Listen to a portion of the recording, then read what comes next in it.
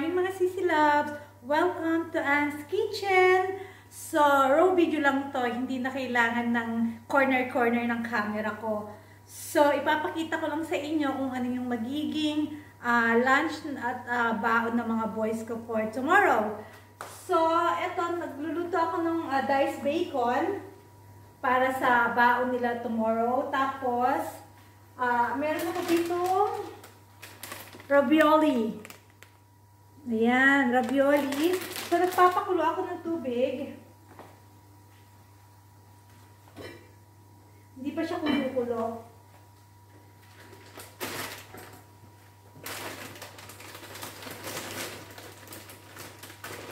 So, hindi pa kumukulo yung water ko. Pero, ang ravioli kasi lalagyan ko sa ng bacon. Ayan, ito na yung diced bacon niya. Tapos, syempre, may cheese, may butter, may fresh milk. Alam niyo kung bakit nilalagay ko yung butter ko dito? Kasi di ba bibilin mo siya ng buo, yung buo siya na ganyan. So, ang ginagawa ko, ini-slice ko na siya ng ganito kaliliit. Para pag kailangan ko siya, hindi yung buong butter, kukunin ko na. Ayan, ini-slice siya ng ganyan kaliliit. O, diba? Mas convenient sa akin pag magluluto ako. So, ito yung bacon. Tapos, meron din akong salmon. Nagbe-bake din ako ng salmon. So, mag-exhaust tayo ng number 1 lang. Ayan. So, meron din akong ditong baked salmon. Ayan. 2, 4, 6, 7 pieces lang siya. Ayan. So, babalik-tarin ko na siya.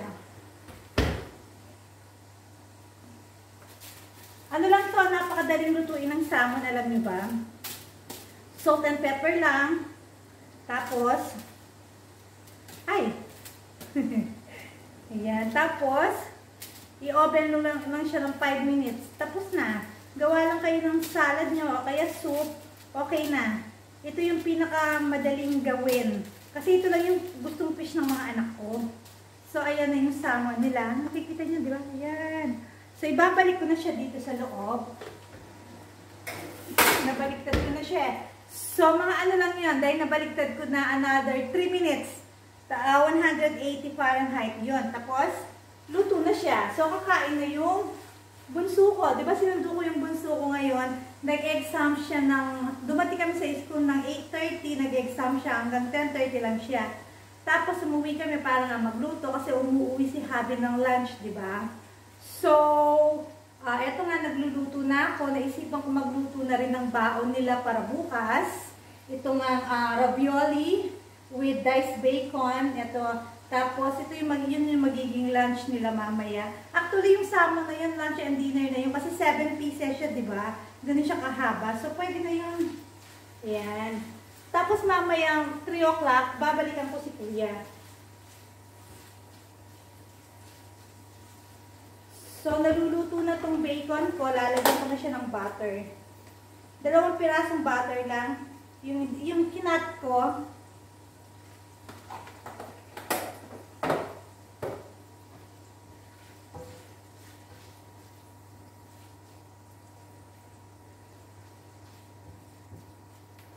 ayan, ipapakita ko sa inyo. Raw video lang to ha. Ayoko na mag-edit.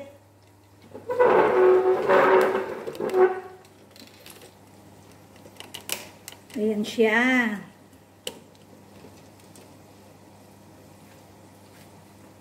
So, may butter na siya. Ayan.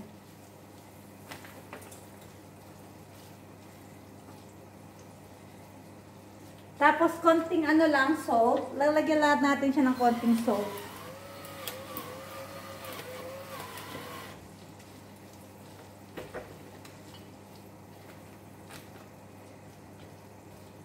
Tapos, pag nakita niyo siyang medyo brown na siya ng konti, lagyan natin ng konting fresh milk. Fresh milk ang nilalagay ko, hindi thick cream. Yung iba, thick cream ang nilalagay nila. Yung iba naman, chicken stock. Yan. Tapos, lalagyan ko siya ng cheese. Ito yung cheese.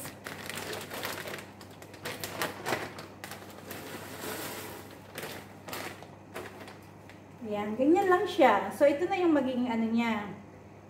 Tapos, pag medyo naluto na yung natunaw na yung cheese niya, lalagyan ko siya ng konting plain flour para maglaki lang ng konti. So, ayan na siya. Diba?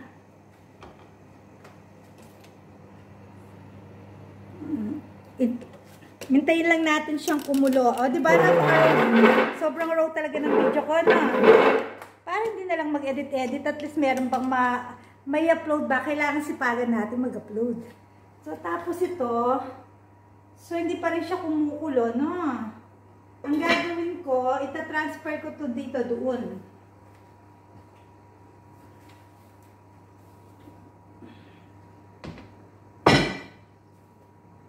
Ayan, itatransfer ko siya. Tapos, lalakasan ko yung apoy. Ayan, so, hintayin ko lang siyang kumulo. Tapos, ito, lalagyan ko na siya ng, plain flour para medyo mag-stick siya ng konti. Saglit lang. So, mga sisi, nalagyan ko na siya ng plain flour. Ganito na yung itsura niya. Yung malagkit-lagkit na siya. Yan.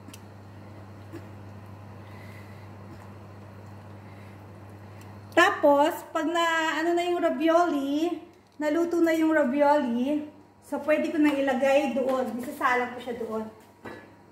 Di pa kumukulo kasi ito eh. So, pakuluin ko lang siya ng konti. Okay? Ito, papatayin ko na siya. Tapos, babalikan ko kayo ulit. So, tingnan natin mga sisilabs kung kumukulo na siya. So, ayan na nga, kumukulo na. So, ilalagay ko na itong ravioli. Ganyan siya itsura niya. Ang laman pala nitong ravioli, ang feeling niya, meron siyang golden egg pasta filled with mouth-watering blend of premium West Australian beef fresh vegetable and herbs and spices.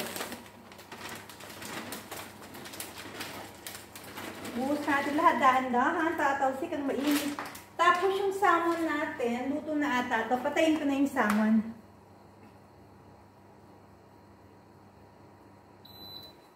So, pinatay ko na siya.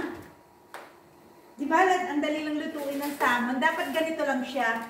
Ang salmon kasi hindi masyadong lutong-luto. So, dapat ganyan lang siya. So, hindi ko na siya ibababad doon kasi maano siya. Ma-overcook siya. Hindi masarap kasi hindi masarap ang salmon pag overcook. So, dito lang siya. Ang sarap niya, oh. Pag nag-grocery ako, bumibili ako palagi ng ganyan ng 3 kilos. Tapos, hinati-hati ko tig 7-7. Kung may sobra, tanggalin ko. Ganun. Kasi ito yung pinakamadaling ulam sa buhay ko. Tapos, gustong-gusto pa nila. Hindi sila kumakain ng ibang isda. Pero ito gusto nila. So, salt, pepper. Ipasok sa oven. Siyempre, bago ko nga pala sila ipasok sa, galing sila ng market. Bago ko nga pala sila ipasok sa fridge, babanlon ko muna lahat ng 3 kilos. Tapos, squeeze ko sila ng lemon. Tapos, iiwan ko ng mga 2 minutes. Tapos, babanlawan ulit para yung lansa matanggal. Tapos, yun, iriripak ko na sila ng tig 7 pieces. Kasi 7 pieces, lunch at saka, lunch at saka dinner na nila. Yung isang piraso sa akin. O, diba? Basta sila, lunch, dinner, tapos yung isang piraso kung kailan ko gustong kumain, extra sa akin. Yun na, minsan, masipag ako, gagawa ko ng ensalada, cucumber with kamatis. Minsan naman gagawa lang ako ng soup na onion leeks, tapos chicken stock, and then turmeric. Ayun na, lalagyan ko ng lasa. Ganun lang yan. Sobrang dali ng buhay ko pag may ganyan isda. Kasi pag bibilin ko yung isda na may tulad ng basa fish, ganyan, bibilin ko siya. Kailangan ko pa siyang himayin. So, iwan ko muna siya iwan ko muna siya dyan. Tapos, babalikan ko kayo ulit. So, ayan na siya, mga sisi loves. Ayan, kumukulo na yung ravioli. At saka, umalsa na yung laman niya, yung feeling niya sa loob, diba? Ayan. Pag ganitong umalsa na siya, so, pwede na siyang i-drain. Ilipat na natin siya doon sa may sauce. Ayan, i-drain ko muna siya mga sisilabs.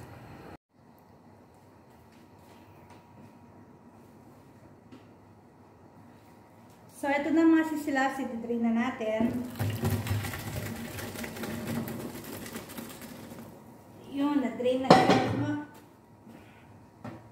Tapos nito, ililipat na natin siya doon sa sauce na ginawa natin.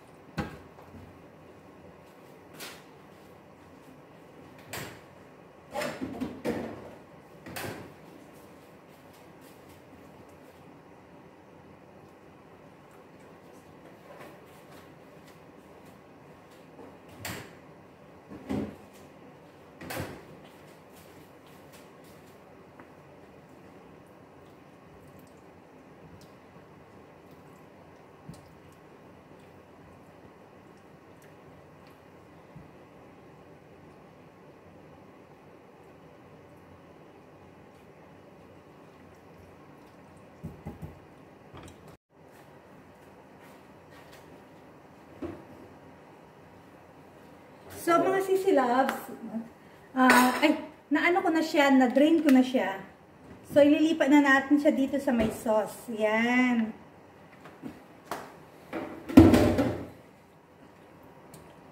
Diba? Sobrang dali lang. Ang mga pagkain ng anak ko, madadaling lutuin lang.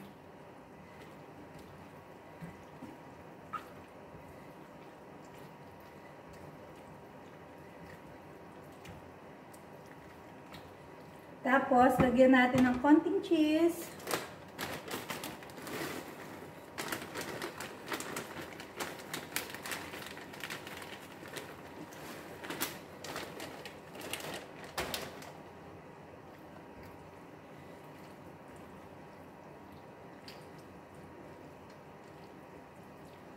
So, magiging baon na to ng anak ko bukas. Ay, natapon yung isa. Kainin ko. Ang sarap.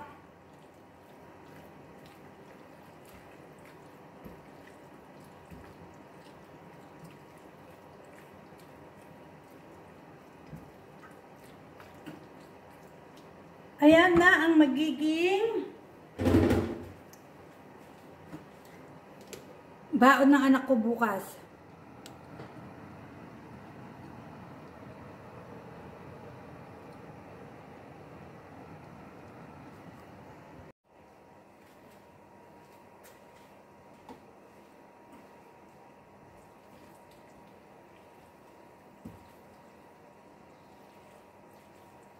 Ayan, natunaw na yung cheese niya. Na pagkukunin ng mga bata. Ayun yung mga cheese niya, di ba? Ayan. Ay, hindi pala siya nakikita. Sarap niya. So, that's it for today's vlog, mga sisilabs. Yung simpleng preparation ko ng mga lunch at saka baon ng mga boys ko para bukas.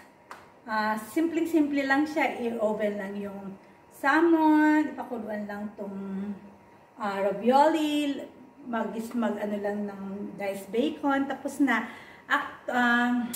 Actually, kaya ganito ako magsalita, hindi talaga ako energetic kasi inaantok ako dahil kagabi, alauna na ako natulog, tapos gigising pa ako ng 5 AM. Hindi talaga ako sanay mapuyat. Talagang ang tulog ko, 8 o'clock, wala na kaming gadget. Matutulog na lahat kami, kaya nandun kami sa room. Papahinga na kami. Yun talaga yung pamilya. Kailangan 8 hours a day nakukuha ko talaga yung tulog ko. Anyway, that's it for today vlog, mga sisila. Please don't forget to subscribe, like, comment, share, and hit the bell para updated kayo sa susunod kong video. Hanggang ngayon, hindi ko pa na-upload yung DIY. Sige lang pag may time. Bye! I love you all!